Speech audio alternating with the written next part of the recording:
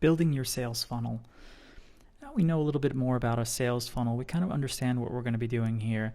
It's not all about SEO and optimization, on-site, off-site, and all that other stuff. It really is about the direct interaction with your customers. How can you directly interact with them, and how can you directly provide some value to them, and in turn, turn those prospects into actual clients. So all of this happens through a sales funnel. I spoke a little bit briefly about it in the introduction, but your job really is to get out there and set up a sales funnel. To set up a sales funnel, you really have to start by setting up an account at one of the three major email marketing companies. But let's take a little further look at the sales funnel and see what it's all about. Really, there are 7 stages to the sales funnel. When the prospects come to your website, you're building awareness. They're finding out about you, for example. If somebody's first visiting you, they never heard about you, you piqued their interest, they're aware of who you are and what you're doing. Education, of course, education comes through adding value and forging trust, of course.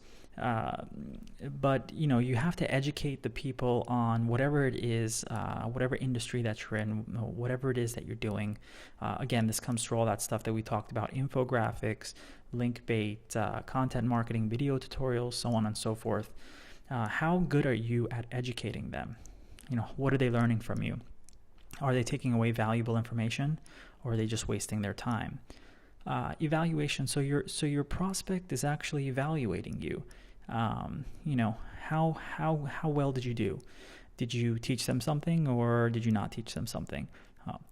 How interested are they in the content that you're providing? And then engagement. How engaged are they? Of course, they're evaluating you when they sign up to your email list. It's like taking a person out for a test drive. How good is that person? How much do we learn from that person? And then, of course, engagement. You've given them all of the information to make a decision, and you're doing that through sending out, your free offer, then following up with your content emails and providing limited time discounts and other things that they can take advantage of, other promotions they can take advantage of. But you're not promoting them to death, but you are giving them great content. And of course, commitment. So somebody is committed to buying your product, and the next stage, of course, will be the purchase. And then that person will turn into a loyal fan or repeat customer. And that's the great thing about having an email list. You can actually take your email list from business to business. There's plenty of people that have moved from one business to the next with their email list, and they've been able to launch really, really successful businesses by leveraging these amazing email lists. But let's go into setting up in order to set up our sales funnel. So we have to pick from one of the 3 leading email providers. So we have Aweber, we have GetResponse, and we have Constant Contact. My suggestion to you would be to research all 3 and see which one you would prefer to use the most, and sign up for a free trial. They all have free trials. You can take them for a test drive and see how much you like them. But check them out, try them all out if you have to, and pick one and go with one, because this is really going to be your source for creating revenue from your website.